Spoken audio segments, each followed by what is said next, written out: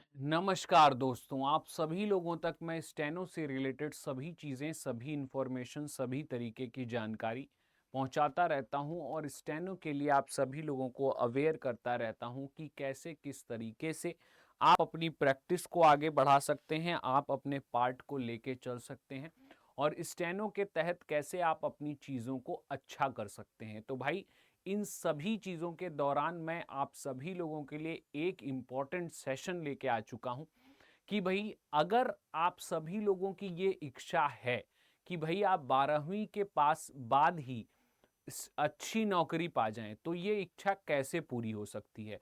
तो इन सभी चीज़ों के ऊपर आज हम डिटेल में बात करने वाले हैं। तो वो बच्चे जो 12वीं पास हैं और अब उनको ये चाह, ये राह नहीं मिल रही कि भाई आगे क्या किया जाए, क्योंकि सबके पास इतने पैसे नहीं होते कि वो अपने बच्चों को डॉक्टर, इंजीनियर और जो एनआईटी आईआईएम में एडमिशन करा पाएं।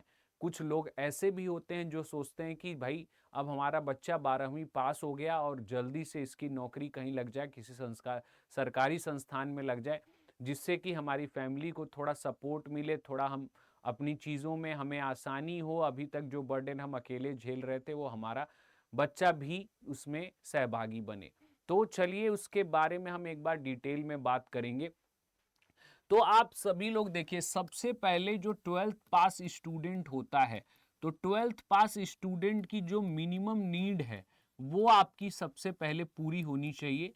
और वो मिनिमम नीड्स जब तक फैमिली के पैसों से पूरी होती है, तो ये बच्चा जो 12th पास होता है ये कभी सेटिस्फाइड नहीं होता कि यार अभी तक हम जो है फैमिली के हिसाब से ही चीज़ों को कर रहे थे और अभी भी हमारा जो खर्चा है वो फैमिली ही उठा रही है। तो ये बच्चा हमेशा जो है अनसेटिस्फाइड रहता है। तो सबसे पहले इसको लाइफ में एक कॉन्फिडेंस की ज़रूरत होती है, लाइफ में एक सेटिस्फैक्शन की ज़रूरत होती है कि भाई हम भी कुछ कर सकते हैं।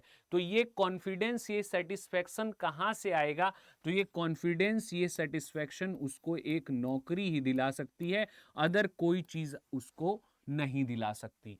तो अगर आप चाह रहे हो कि भाई आपने 12th पास किया और 12th पास करने के 1-2 साल के अंदर आप सभी लोगों की किसी सरकारी मंत्रालय, अच्छी जगह पे, क्रीमी लेयर पे एक बढ़िया व्हाइट कॉलर जॉब मिल जाए। व्हाइट कॉलर जॉब मैं इसलिए कहूंगा क्योंकि ये स्टेटस वाली जॉब होती है और आप सभी लोगों को इस नौकरी में भरपूर आनंद भी मिलता है। क्यों? क्योंकि भैया एमएलए, एमपी और विधायक, सांसद के साथ किसको बैठना अच्छा नहीं लगता है और पार्लियामेंट में किसको जाने में मजा नहीं आता है, क्योंकि ये सब चीजें एक रियल रॉयल्टी को फील कराती हैं। तो भाई ये रियल रॉयल्टी कैसे आप फील कर सकते हो? तो चलिए उसके लिए मैं डिटेल में आप सभी लोगों तक चीजों को पहुंचाता हूं। तो अगर आप 12th पास हैं, ठीक है, तो 12th पास होने के बाद आप सभी लोग अपनी जॉब के लिए स्टेनो के को सीख के और अपनी जॉब को पक्का कर सकते हैं। अब बहुत सारे बच्चों को ये नहीं पता होता है कि यार ये स्टेनो है क्या, ये आपका है क्या और इससे कैसे सरकारी नौकरी लग जाती है। कि भाई हम 12वीं पास हैं और हमने स्टेनो सीख लिया तो कैसे हमारी सरकारी नौकरी लग जाएगी? क्या इसका जो है प्रूफ है कि हमने सीख भी लिया तो लग जाएगी, या ये है क्या, हम सीख भी पाएंगे कि नहीं सीख पाएंगे? ठीक है, तो इसके लिए भी मैं डिटेल में आप सभी लोगों को सभी चीजें बताऊंगा। तो जैसा कि आप सभी लोग सुनते होंगे कि जैसे आपका पार्लियामेंट के अंदर स्पीच चल रही होती है, ठीक है, आपका कोर्ट के अंदर जो है जज जो है वो जजमेंट दे रहा होता है, ठीक है, तो जजमेंट दे रहा होता है। प्रेस के अंदर जो रिपोर्टिंग चल रही होती है वो रिपोर्टिंग भी कहीं ना कहीं लिखी जा रही होती है, ठीक है। तो ये सभी जो कार्य होते हैं, जैसे प्रधानमंत्री, प्राइम मिनिस्टर हमारे जो हैं स्पीच दे रहे हैं, तो वो प्राइम मिनिस्टर की जो स्पीच है उसके भी पॉइंट्स नोट हो रहे होते हैं। तो ये सभी जो हमारे कार्य हैं ये कैसे हो रहे होते हैं? क्योंकि आप जब कोई डिक्टेशन या किसी तरीके की चीजें बोल रहा है तो आप उसको बीच में रोक नहीं सकते कि सर रुकिए, हमारा ये छूट गया है, इसको हम दोबारा से लिख लें। तो वो रुकेगा नहीं, वो तो अपनी बात पूरी कंप्लीट बोलेगा, आप लिख पाओ या ना लिख पाओ।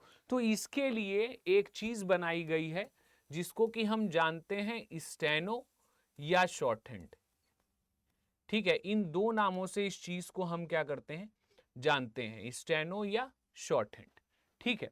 बेसिकली ये एक तरीका है जिसमें कि आप सभी लोगों को इंग्लिश या हिंदी, ठीक है, इंग्लिश या हिंदी को शॉर्ट में लिखना सिखाया जाता है, शॉर्ट में, ठीक है। इंग्लिश और हिंदी को शॉर्ट में लिखने को ही हम शॉर्ट हैंड या स्टेनो कहते हैं। तो ये एक तरीका है जो कि आप सभी लोगों को सीखना पड़ता है, और इस तरीके को सीखने के बाद जो अलग अलग मंत्रालय हैं, अलग अलग मिनिस्ट्री हैं, उसके अंदर स्टेनोग्राफर की पोस्ट होती है, ठीक है। उसके अंदर क्या होती है, स्टेनो की पोस्ट होती है। तो जब आप जो है इस चीज को सीख लेते हैं तो आपकी जो है पोस्टिंग इन स्टेनो के पोस्ट पे होती है। अब इस पोस्ट तक पहुंचने के लिए आपको क्या करना पड़ेगा, तो इस पोस्ट तक पहुंचने के लिए आपको एग्जाम देने पड़ेंगे। और कौन कौन से एग्जाम्स इसके अंदर होते हैं, तो सबसे बड़ा एग्जाम एसएससी स्टेनोग्राफर का होता है, जो कि 12वीं पास के बाद ही होता है, और ये आपका ग्रेड सी लेवल तक की नौकरी आपको दे देता है। ग्रेड डी भी इसमें होता है और ग्रेड सी भी इसमें होता है। तो 12वीं के पास होने के साथ ही आप सभी लोग इनकम टैक्स इंस्पेक्टर लेवल तक, यानी कहिए कि एक दरोगा, एक एसआई जितनी तनख्वाह आप लोग 12वीं पास के बाद पा सकते हो, जो कि एक ग्रेजुएट छात्र को मिलती है। तो सोचिए, एक बार आप सोचिए कि भाई आप 12वीं पास के बाद वो तनख्वाह ले रहे हो जो कि एक ग्रेजुएट छात्र 3 साल लगाने के बाद, एग्जाम की तैयारी करने के बाद पाता है। तो यहां पे आप सभी लोगों का टर्निंग पॉइंट आ जाता है कि भैया आपने 12वीं पास करी, आपने स्टेनो सीखी, आपकी एक बढ़िया जॉब लग गई। एक यही एग्जाम नहीं है, एसएससी स्टेनो के बाद मैं बताऊं, इसके बाद इसमें आपकी DSSB दिल्ली सबऑर्डिनेट सर्विसेज में भी इसकी जॉब होती है, DDA दिल्ली डेवलपमेंट अथॉरिटी में भी इसकी जॉब होती है, CBSE जो आपकी एफिलिएटेड CBSE बोर्ड है, एफिलिएटेड जिससे CBSE एफिलिएशन होता है, उसके अंदर भी इसका एग्जाम होता है। एम्स जो आपके अलग अलग स्टेट्स के अंदर एम्स हैं, उसके मंत्रालय के अंदर भी स्टेनो की पोस्टिंग होती है, स्टेनो के जॉब लगते हैं। जो आपका DRDO है, डिफेंस रिसर्च ऑर्गेनाइजेशन, उसके अंदर भी स्टेनोग्राफर की जॉब लगती है। आपका जो दिल्ली हाई कोर्ट है, दिल्ली हाई कोर्ट के अंदर भी आप सभी लोगों की स्टेनो की जॉब लगती है, दिल्ली हाई कोर्ट में भी आपकी स्टेनो की जॉब लगती है, ठीक है। जितने भी डिस्ट्रिक्ट कोर्ट्स हैं उसके अंदर भी स्टेनो की जॉब लगती है। जितने भी स्टेट में आपके हाई कोर्ट हैं, तो स्टेट में जितने हाई कोर्ट हैं उसके अंदर भी स्टेनो की जॉब लगती है, ठीक है। तो इस तरीके से अनगिनत विभाग ऐसे हैं जिसके बारे में लोगों को पता नहीं है, और वहां स्टेनो की पोस्ट हर साल खाली जा रही है।